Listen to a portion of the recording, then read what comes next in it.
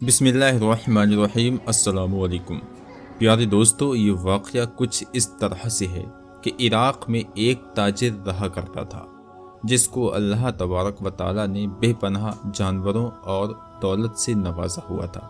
वो जानवरों को बेचने का कारोबार किया करता था, उनको पालता पोसता, उनकी देखभाल करता, अच्छी ग़िज़ा खिलाता और हलाल तरीके से उन्हें बेच देता। इस वजह से उसे एक जगह से दूसरी जगह पर जाना पड़ता था। एक बार ऐसा हुआ कि उसने अपनी बकरियों को दूसरे शहर जाकर बेचने का इरादा किया। उसने अपने बेटे से कहा कि मैं ये बकरी बेचने के लिए जा रहा हूँ। बेटे ने कहा, हम आपके साथ चलते हैं अब्बा जान। तो ताजिर कहने लगा, नहीं, इस बार नहीं। इसके बाद ताजिर अच्छी नीयत के साथ अपनी बकरियों को लेकर हलब शहर की तरफ रवाना हो गया। वो ताजिर उस जगह पर पहुंच चुका था। कुछ दिन वो वहीं पर ठहरा। वहां पर मवेशियों का एक बहुत बड़ा मेला लगा था। उसने अपनी बकरियां बेची और बहुत सारी दौलत लेकर वापस अपने शहर की तरफ चल दिया। अभी वो अपना सफ़र जारी रखे हुए था कि एक डाकू जो उस जगह का एक मशहूर डकैत था, उसने ताजिर को देख लिया और वो डाकू समझ गया कि ताजिर के पास बहुत बड़ी दौलत है, यानी कि बहुत ज़्यादा पैसे हैं। उसने सोच लिया कि मैं इसे लूट कर ही रहूँगा। डाकू लगातार उस ताजिर के पीछे लगा हुआ था। जब ताजिर रास्ते में एक सुनसान जगह पर एक पेड़ के नीचे कुछ देर आराम करने के लिए ठहरा तो उस डाकू ने ताजिर पर हमला कर दिया। उसकी गर्दन पर अपनी छुरी रखकर कहने लगा, जो कुछ तुम्हारे पास है निकाल कर मेरे हवाले कर दो। उस नेक इंसान ने इधर उधर देखा और शोर मचाया कि कोई उसको बचा ले, मगर उस वीरान जगह पर उसकी आवाज़ सुनने वाला कोई इंसान भी नहीं था। उसने खामोशी से अपना तमाम माल डाकू के हवाले कर दिया और कहा, अब तो मुझे जाने दो। लेकिन डाकू की नीयत बदल चुकी थी। उसने कहा, नहीं, मैं तुझे मार डालूंगा। ताजिर ने कहा, तुमने मेरा तमाम माल ले लिया, अब तुम्हें मेरी जान से क्या गर्ज है? मेरे छोटे छोटे बच्चे हैं, मुझे कत्ल ना करो। मगर डाकू पर खून सवार था। ताजिर ने उसकी मिन्नत समाजत की, मगर डाकू ने कोई परवाह ना की और उसको कत्ल करने लगा। ताजिर ने दाएं बाएं देखा कि उसकी कोई मदद करने वाला नहीं है, मगर वहाँ कोई इंसान मौजूद नहीं था। अचानक उसकी नज़र ऊपर दरख्त पर गई जिसके नीचे वो आराम कर रहा था। उसने वहाँ पर देखा कि दो कबूतर बैठे हुए हैं और उसकी तरफ देख रहे हैं। उसने उस कबूतरों की तरफ देखा और कुछ कहना चाहा, लेकिन डाकू खंजर से उस पर हमला करने लगा। अचानक ताजिर ने बड़ी मुश्किल से उन कबूतरों को मुखातिब किया कि ऐ कबूतरों, गवाह रहना कि मुझे इसने बेरहमी से पीटा और मारा है, मेरे हलाल कमाए हुए माल को छीना है। तुम गवाह रहना और मेरे बच्चों को मेरे बारे में बता देना। डाकू उसे मार चुका था और उसके आखिरी अल्फाज मजाकिया अंदाज से दोहराने लगा, ऐ कबूतरों, गवाह रहना, गवाह रहना। ये कबूतर बेजुबान तेरी गवाही क्या देंगे? अब डाकू उस नेक इंसान को मार कर अपने रास्ते पर आ चुका था। रास्ते में भी वो वही अल्फाज दोहरा रहा था कि बेजुबान परिंदे इसकी गवाही देंगे, ऐसा हरगिज़ नहीं हो सकता। उन्हें क्या मालूम मैं कौन हूँ। इधर उस नेक इंसान के घर वाले उसके आने का मुंतज़िर थे। दिन गुजरते गए लेकिन ताजिर की कोई खबर न मिली। चुनांचे उसका बड़ा बेटा अपने वालिद की तलाश में उसी हल्ब शहर की तरफ चल दिया। वहाँ उसको बताया गया कि फ़लाँ तारीख़ को तुम्हारे वालिद यहाँ आए थे और वहाँ रुके और फ़लाँ के आत उसने अपनी बकरियाँ बेची और इतनी रकम वसूल की थी जो कि बहुत ज़्यादा थी। चंद दिनों के बाद हल्ब के कुछ दूसरे फासले पर वीरान के किसी नामालूम शख्स ने उसे खंजर से मार दिया और सारी रकम छीन कर भाग गया। तुम्हारे वालिद को इसी शहर के कब्रिस्तान में दफना दिया गया है। बेटा बहुत रोया, बहुत गमज़दा हुआ। अपने बाप से मोहब्बत करने वाला वो बेटा शहर के हाकिम के पास गया और कहा कि ये कैसे हो गया? मेरा बाप तो यहाँ पर कारोबार के सिलसिले में आया था, बकरियों को बेचता था और उसके पास जो रकम थी वो रकम भी ना मिल सकी। रकम का गम नहीं, लेकिन बाप के जाने का गम है। ऐसे कैसे आपके शहर में कोई अजनबी आता है और किसी को भी मार कर चला जाता है? क्या आपके पास कोई पकड़ने वाला नहीं है? शहर के हाकिम ने उसकी बात न सुनी। वो रो रो कर वहाँ के काजी के पास पहुँचा। उस काजी ने भी उसकी कोई मदद ना की। اس کے بعد وہ اپنے والد کے ان دوستوں کے پاس گیا جن کے ہاتھوں اس نے اپنی بکریوں کو بیچا تھا۔ اس کے دوست کہنے لگے کہ یہ بات تو سچ ہے کہ اس نے رقم جمع کی اور رقم لے کر اکیلے نکل پڑا، لیکن بتاؤ کون گواہی دے گا؟ وہ تو تنہا تھا، اس کے ساتھ کوئی بھی نہیں تھا۔ شاید اگر وہ کسی کے ساتھ بھی ہوتا تو اس کو بھی مار دیا جاتا۔ بڑی بے دردی سے اس قاتل نے اس کو قتل کیا ہے اور وہ وہاں سے جا چکا ہے۔ ہم نہیں ڈھونڈ سکتے، قاتل نے کوئی نشان بھی نہیں چھوڑا تھا۔ اس کے بعد تاجر کا بیٹا مایوس ہو کر واپس اپنے شہر آ گیا۔ گھر آ کر وہ سوچ رہا تھا کہ کس طرح ماں کو بتاؤں، لیکن ماں کو بتانا تو تھا۔ اس نے کہا، ماں، بابا کو اس طرح سے مار دیا ہے، اور وہ کون اجنبی تھا ہم نہیں جانتے۔ پیسہ بھی لے کر بھاگ چکا ہے اور باپ کو اس نے ختم بھی یعنی قتل بھی کر دیا ہے۔ میں اسی قبرستان سے ہو کر آ رہا ہوں جہاں پر وہ دفن ہے۔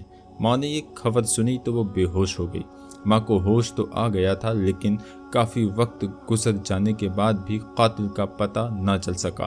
وہ بیٹا سوچ رہا تھا کہ کس طرح سے میں اپنے باپ کو انصاف دلاؤں گا۔ ایک بار ایسا ہوا کہ وہ فجر کی نماز پڑھنے مسجد گیا۔ وہاں پر ایک مولانا صاحب تھے۔ انہوں نے اس پریشان اور زار و قطار روتے ہوئے دیکھا اور پوچھا کہ بیٹا کیا ہوا؟ کیا سبب ہے جو تم یوں روئے جا رہے ہو؟ اس نے تمام واقعہ سنایا اور میرے نیک باپ کو کسی نے مار ڈالا ہے اور آج میں یتیم ہو گیا ہوں۔ مجھے سمجھ نہیں آ رہا وہ کون تھا جس نے چپکے سے میرے باپ کو مار دیا۔ اس شہر کے حاکم کو بھی یہ بات معلوم نہیں، گواہی دینے والا بھی کوئی نہیں۔ وہ مولوی صاحب کہنے لگے، اگر میں تمہیں وقت کے ولی کے بارے میں بتاؤں جو اللہ کے ولی ہیں اور اپنے علم پر وہ عروج رکھتے ہیں کہ وہ ضرور ہمیں خبر دے دیں گے۔ کیا تمہارے باپ کو کسی نے ناجائز طور پر قتل کیا ہے؟ بیٹا بہت خوش ہوا۔ اس نے کہا کہ آپ مجھے ان سے ملا سکتے ہیں۔ مولوی صاحب کے ساتھ وہ اللہ کے ولی کے پاس پہنچ گئے۔ اللہ تعالیٰ کے ولی اس وقت عبادت کر رہے تھے۔ بیٹا چپ کے روئے جا رہا تھا۔ اللہ کے ولی نے اپنی عبادت سے فارغ ہو کر کہا، بیٹا غم نہ کرو، انشاءاللہ گواہی وہ دیں گے تمہارے باپ کے قتل کی، جن کے بارے میں اس اجنبی کو گمان تک نہیں۔ تم دیکھ لینا، اللہ تعالیٰ کی رسی جب کھنچتی ہے تو بڑے سے بڑے مجرم اپنی گردن کو نہیں بچا سکتے۔ تم دیکھ لینا وہ پکڑا جائے گا اور اپنے منہ سے خود اگلے گا۔ بیٹے کو اطمینان آ گیا تھا۔ کئی سال بعد اس کے دل کو کسی نے تسلی دی تھی۔ اب یہاں پر اس ڈاکو کے بارے میں آپ سنیں۔ وہ ڈاکو یہ بھولا نہیں تھا کہ اس نے اس نیک تاجر کو قتل کیا ہے۔ جب بھی وہ کسی کبوتر کے جوڑے کو دیکھتا تو اسے اس نیک تاجر کے الفاظ یاد آ جاتے کہ اے کبوتروں گواہ رہنا، بے زبان کبوتروں کو گواہ بنا دیا۔ ارے مجھے کون پکڑے گا؟ آج میں شہر کا امیر آدمی ہوں، میرے برابر کوئی نہیں آ سکتا۔ ایک مرتبہ اس کے کسی قریبی رشتہ دار کے یہاں تقریب تھی۔ وہ خود بھی امیر آدمی تھا، اس کا رشتہ دار بھی پیسے والا تھا۔ وہاں پر بہت سے نامی گرامی لوگ موجود تھے۔ کھانا لگایا گیا تھا اور وہاں پر طرح طرح کے کھانے چنے گئے۔ اس قاتل کے سامنے بھی ایک بڑا سا تھال رکھا گیا۔ جب اس نے تھال کے ڈھکن کو اٹھایا تو سامنے 2 کبوتر بھنے ہوئے پڑے تھے۔ اس آدمی نے ایک لمبی سانس لی اور اس کی آنکھوں کے سامنے ایک درخت، اس کے اوپر بیٹھے ہوئے کبوتر کا ایک جوڑا اور ایک لاش گھوم رہی تھی۔ اس کے کانوں میں اس نیک تاجر کے الفاظ گونج رہے تھے، اے کبوتروں گواہ رہنا۔ پھر اس نے نہ چاہتے ہوئے بھی ایک زوردار کہا لگایا۔ زور زور سے وہ ہنس رہا تھا۔ لوگ اسے پاگل سمجھنے لگے۔ لوگوں نے دیکھا کہ یہ اس کو کیا ہو گیا ہے۔ اب اس نے کبوتروں کی طرف اشارہ کیا اور پھر زور زور سے ہنسنے لگا۔ وہ دعوت کو بھول کر، کھانے کو بھی بھول کر لوگوں کو قتل کا واقعہ سنانے لگا۔ اس نے ایک ایک بات مکمل تفصیل سے لوگوں کو بتا دی۔ لوگ حیرت زدہ تھے، اس کی باتوں کو سن رہے تھے۔ جیسے ہی اس نے اپنے راز کو اپنے منہ سے کھولا تو اسے احساس ہوا کہ میں نے یہ غلطی کر دی ہے۔ برسوں سے جس بات کو لوگ بھول چکے تھے اور لوگوں کو پتہ ہی نہیں تھا کہ میں نے اس تاجر کو مارا ہے اور مقدمہ بند ہو چکا تھا۔ یہاں تک کہ قاضی نے بھی اپنا ہاتھ ہٹا لیا تھا اور اب میں نے خود چرچا کر دیا اس بات کا، لیکن اب تیر کمان سے نکل چکا تھا۔ چند گھنٹوں میں یہ بات حلب کے لوگوں کی زبان پر تھی۔ شہر کے حاکم کو بھی یہ اطلاع مل گئی۔ اس نے فوراً اس قاتل کو گرفتار کرنے کا حکم دے دیا۔ उस दावत में शरीक लोगों को गवाही के लिए तलब किया गया। उन्होंने अपने अपने बयान दिए। मुजरिम को बुलाकर गवाहों के सामने रखे गए। उसके पास एतराज़ करने के सिवा कोई चारा नहीं था, जिसने खुद अपने मुंह से उगला था। जाहिर सी बात है, अब वो कैसे कह सकता था कि मैंने ये नहीं कहा है। काजी ने मुजरिम को फांसी की सज़ा दे दी। फांसी से एक दिन पहले मुजरिम से उसकी बीवी ने अलविदाई मुलाकात की और उससे पूछा कि जब इतने सालों से तुम्हारे इस जुर्म के बारे में लोगों को पता नहीं था, मैं भी नहीं जानती थी, तो फिर कैसे तुमने इस राज को फाश कर दिया? उसने जवाब दिया, मुझे नहीं पता। मुझे ऐसा लगा कि एक बुजुर्ग हस्ती मेरे सामने है। बहुत नूरानी चेहरा था।